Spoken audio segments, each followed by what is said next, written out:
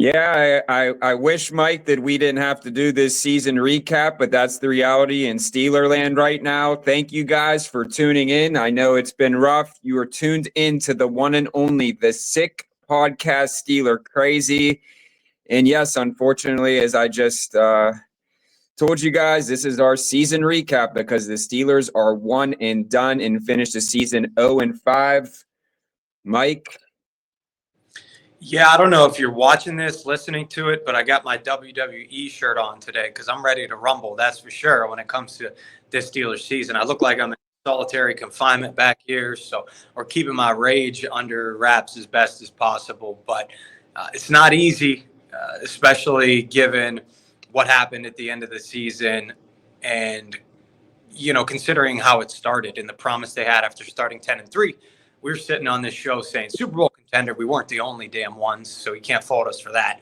And the fall apart, like I haven't seen since, I guess, the Pittsburgh Pirates 2024 season. But you expect that from them. Not so much the Steelers, at least in the 2000s, mid-2000s. But now really it is the expectation, and that's the sad thing, JY. Yeah, unfortunately, hopefully there's a change. That something needs to happen because if this is the standard, we say it time and time again. I love Mike Tomlin. I'm a Mike Tomlin guy, but it's just not going in any direction of optimism, to say the least. So. Yeah, for sure. I mean, one thing that we can be optimistic about, though, to be honest with you, JY, I'm going to sneak in the promo here, is DraftKings Sportsbook. There you go.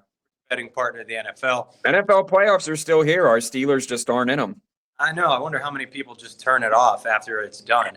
I don't, because I'm using DraftKings, because scoring touchdowns is the key to winning in the playoffs. You can score big by betting on them at DraftKings, the number one place to bet touchdowns. If you're ready to place your first bet on something simple like a player to score 6. Go to the DraftKings Sportsbook app and make your pick. Listen, I'm surprised right now. The Ravens favored over the Buffalo Bills in Buffalo, minus 1.5 in Buffalo. So that's one that I want you guys to keep an eye on. Maybe a really sneaky game, as most people are probably leaning the Bills, but I think the Ravens are going to have a really good chance to win that game. New DraftKings customers can bet $5 to get 200 in bonus bets instantly. That's the big thing. Download the sportsbook. Use 6 Sports. That's our code 6 Sports. Once again, 200 in bonus bets instantly when you bet just $5. Only on DraftKings Sportsbook. The crown is yours. Gambling problem? Call 1-800-GAMBLER. In New York, call 877-8-HOPE-NY or text HOPE-NY 467-369. In Connecticut, help is available for problem gambling. Call 888-789-7777 or visit ccpg.org. Please play responsibly. On behalf of Boot Hill Casino and Resort in Kansas, 21 and over. Age and eligibility varies by jurisdiction. Void in Ontario. Bet must win to receive reward. Bonus bets expire 168 hours after issuance. For additional terms and responsible gaming resources, see dkng.co/ftball. There you have it. Jane, run the intro. Turn up your volume. Because you're about to listen to The Sick Podcast. Steelers Crazy. Aaron Smith shields. Flacco, Polamalu takes it home. Super Bowl 43. Pittsburgh might be bound for that thanks to number 43. The sickest Pittsburgh Steelers podcast. Sports entertainment like no other. It's gonna be sick. Yeah, it's gonna be sick, and it's not the good sick over here. I'll just kind of give my 2 cents and then throw it over to you, and we can kind of just have some fun with this. As much fun as we can. You can give 60 cents, 100 cents.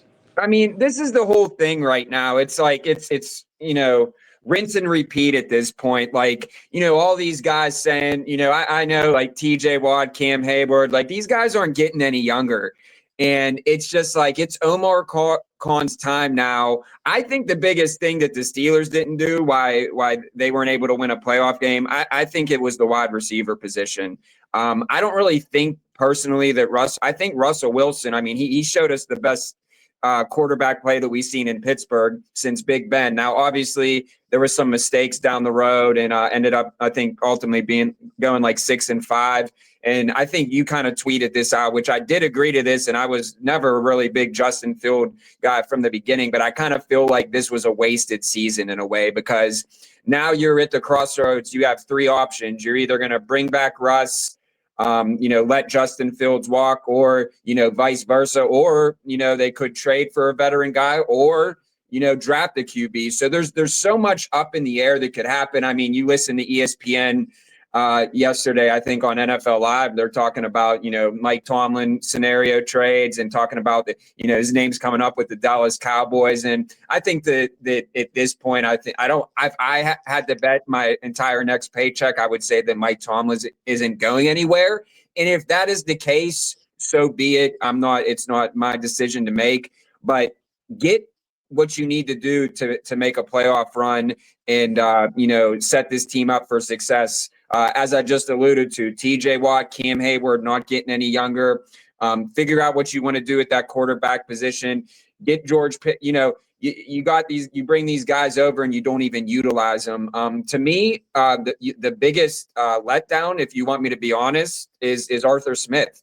I really didn't see too much, change in as far as game planning, and it just kind of seemed to be a lot of the same stuff. So to me, it's just like at this point, nothing has changed.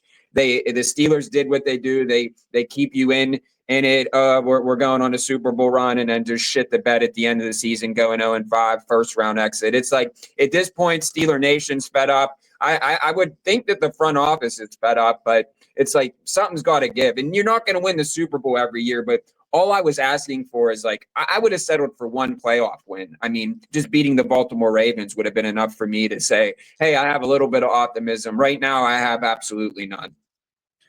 Yeah, that was all really well said. And there are so many reasons why the Steelers failed down the stretch that there's no doubt we don't have time to go over every single one of them. You did a good job honing in on a couple of them. I think, for me, the talent on the roster was sufficient. You have the highest paid defense. You mentioned the All-Pros. You still have George Pickens, right? You did have a Super Bowl winning quarterback, although, it does seem like he's on his last leg a little bit. And the offense had really, really good stretches. And the defense had really, really good stretches. But towards the end of the season, both units collapsed. They looked terrible in the most important moments. And so for me, that goes back to coaching. If I had to pinpoint one thing, when your offense is bad and your defense is bad and you have a good amount of talent, that's on the coaching staff for me. And that stems from Mike Tomlin on down. Listen, I personally would not fire Mike Tomlin. I do think he's a really good coach. He is a Hall of Fame coach, right? We know that to be a fact. And I do understand the argument for, his time is up. It's run stale. He needs a new start somewhere else. I think that can absolutely be the case. For me, he's on very thin ice. I'll put it that way, right? Because, he has dealt with some roster challenges, from Kenny Pickett to Russell Wilson to aging Ben Roethlisberger. But it is important, obviously, to mention that he does have a hand in all of this, right? Yeah. He exceeded expectations from a national and Vegas sportsbook standpoint, consistently, like we always say, 10 wins, who cares? 10 wins, who cares? But at the same time, generally they're projected lower. But I'm going in with a short leash this next season. This for me is it. And I didn't say that before this season. I said, hey, this is the guy we're sticking with. So I'm not, after a 10-win season, going to jump ship completely and say be drastic and just say fire the guy, move on, start everything over again. I do genuinely think they like playing for him, but it's just not enough anymore. And for me to blame him is saying a lot, because I have always really, really liked Tomlin and given him credit. So for me to identify all these factors, and if I had to rank them, like I said, put coaching number one, don't sit here and listen to this and saying, oh, he's letting Tomlin off easy by saying he shouldn't be fired. I'm not letting him off easy. I am blaming this on the coaching staff, and they need to figure their shit out or after the 2025 season, if we don't see a playoff win, maybe 2 playoff wins, then how can you argue against cutting ties? You can't. Yeah, and I think this is a perfect analogy. Let's take, and I think we probably said this on a previous podcast, but I'm just going to bring it back up, is the Andy Reid in Philadelphia is the perfect thing. No one is saying, like, I hate these people that he'll have a job the next day. No shit, he'll have a job the next day. He's a great coach. No one's saying that Mike Tomlin isn't a great coach. I just think that right now in Pittsburgh, it's going stale. And I think that it's more on the downward side is in less on the upward side of turning that corner to ultimately get a championship. And what's that? I think he's gotten too comfortable. I'm not saying he's not a hard worker or not motivated, but sometimes you need a little bit of threat to lose your job, to give you a kick in the, he doesn't have that threat. He's back in his recliner, like, whatever. I get to go into the offseason, evaluate these guys, get to check out the draft again, see what happens, pump these guys up, say all the right words. And there needs to be a serious. I'm not sure what's going on behind closed doors, but I like the ultimatum idea. Art Rooney ultimatum. Like, you got to win next year, or it's it. Yeah, I mean, at the end of the day, like, I don't feel any sort of way for criticizing Mike Tomlin because this guy gets paid very well, as he stated when he made the decision to start Russ. He's compensated very well. The words out of his mouth. So it's kind of like put up or shut up. Like. And the NFL doesn't care about your feelings. The NFL cares about one thing, and that's winning. And, most football, I say that lightly because I know you have franchises like the Cleveland Browns and other franchises that would, die to just be 500 year in and year out and have a non-losing season. But here in Pittsburgh, that's not the standard. I could say this till I'm blue in the face. We need Lombardi. We need a Lombardi. It's time. You have generational talent on both sides of the ball. Now it's just time to bring it all together. And it's a short window. I really feel like in the next 2 or 3 years, if we can't, get a Super Bowl, I think it's going to be I'm talking 5-6 years of rebuilding. So, and the Steelers are the type of franchise, we don't rebuild, reload. Well, at this point, I don't know what they're reloading, another non-losing season. Like, are we going to start hanging banners for non-losing seasons? And it's to the point where it's like anyone defending Mike Tomlin just absolutely doesn't make sense right now. And that's just that's just what it is. It's not, again, just to reiterate, it's not saying he's not a great coach. It's just saying, show me what have you done for me lately, and absolutely nothing. If a non-losing season and a great regular season is cool with you, great, but not in Pittsburgh. Yeah, what's the offseason forecast? I mean, what needs to change? You mentioned the receiver room. I mean, that's probably first priority, right? Is cleaning up these skill players. Yeah, and I just don't understand. Like, it was the same thing when Calvin Austin came. I know he was dealing with injuries, and I know the same thing. But, like, it's like 1 week they're like, Roman Wilson, he's going to step in and be a serious number 2 threat. And I'm like, when? Like, Where? It's like, bring in Mike Williams. He's going to catch a touchdown, and then he's going to be Casper, the friendly ghost, for the rest of the season.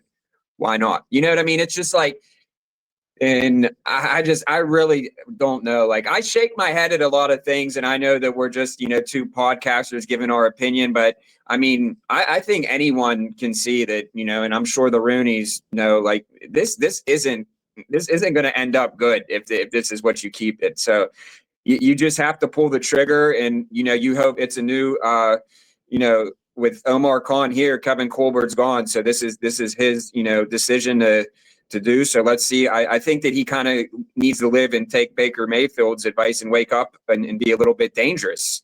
I think take some risk, because I think it's time to take some risk, whether it's bringing in a player, drafting, moving up, whatever it may be, because, man, this could get ugly. You guys think this is ugly now.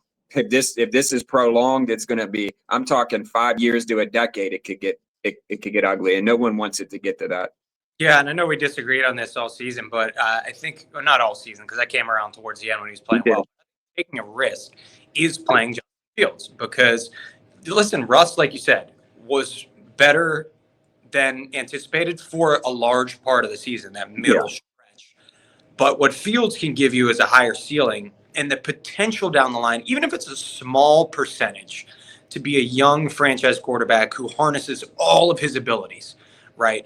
Russ, he's 35, right? Like, you know what you're getting. If you bring back Russ next year and you start him, unless you find some magic sauce like at receiver and running back, you're not winning a Super Bowl. You're not. I mean, you're not winning a Super Bowl. So if Justin Fields comes in and he stinks, maybe you finally get that high draft pick that you're looking for, and you can rebuild the entire thing with a new coach, new quarterback, and a high draft pick, and really finally start from scratch. Because you made a good point. Like, are we just delaying the inevitable here? Like, do we know Mike Tomlin's not going to be here after a year or 2 years, after 2 more failures? And if that's the case, like, is it just continuing to waste another season next year by probably winning 10 games and getting out of town with, another, they beat Vegas's projection, right, type season?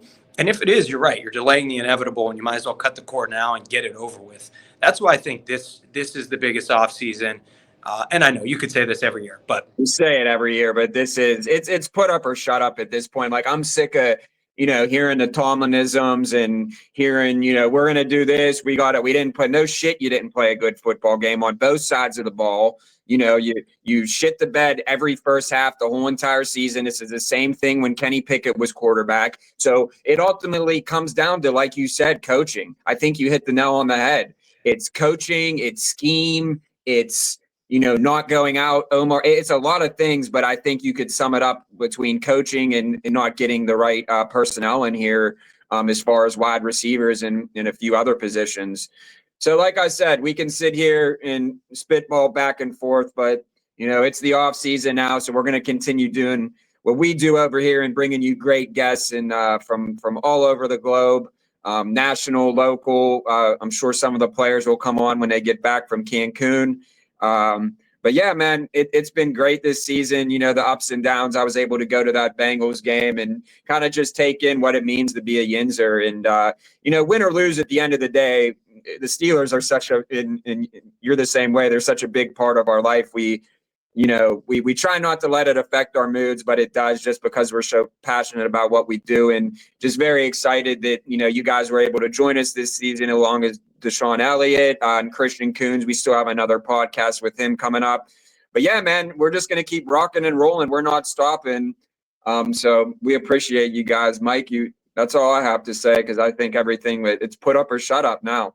This is just rant number 1. So there's a lot of time left. I know we didn't cover off-season topics, NFL draft, a lot of stuff coming up. So rant number 1, maybe we'll have to change the show titles, just go all off-season, like rant number 2, rant number 3. We don't even need a show title for it. That's what it can be. But, I appreciate everybody who listens and tunes in. Yep. Thank you, guys. Well, hey, make sure you subscribe. Tell your friends. Like I said, we're going to keep having great guests on. It's very cold up in Pittsburgh. I don't know what it's like in South Florida, but I'm looking out of my window right now and the snow's coming down. So I'm going to go shovel the driveway and throw some salt and hope for the best. But yes, I am. I might go to Walgreens and get a heated blanket at this point. It's getting frigid. But hey, man, always a pleasure doing this with you. It's been a great season. Win, lose, or draw. It's Steelers for life. We bleed that black and gold. We appreciate the sick team. Everyone over there, especially Shane, for holding it down. So we'll see you guys next time. Stay crazy, and let's hope for better days in Steelerland. Thank you, guys. Take it. And that's a wrap. Hope you don't miss us too much until next time. Follow the Sick Podcast Steelers Crazy on YouTube, Instagram, Facebook, Google Play, and Apple Podcasts.